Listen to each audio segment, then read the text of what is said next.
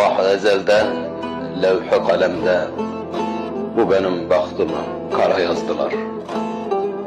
Gönül perişandır devr alemde, bir günümü 100.000 zara yazdılar. Aşk benimle eyler daim kıylukal, daha sabretmeye kalmadı mecal. Derdim Taksim'dara kıldım arzu hal, dedi neylem baktım kara yazdılar. Dünyayı sevenler veli değildir, canı terk edenler deli değildir. İnsanoğlu gamdan hali değildir, her birini bir efkara yazdılar.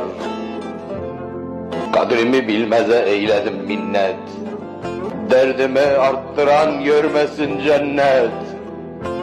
Sarraflar verdiler yâre bin kıymet, benim kıymetimi nereye yazdılar?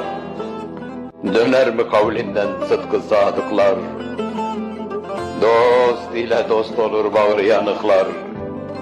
Aşk kaydına geçti bunca aşıklar, Sümmani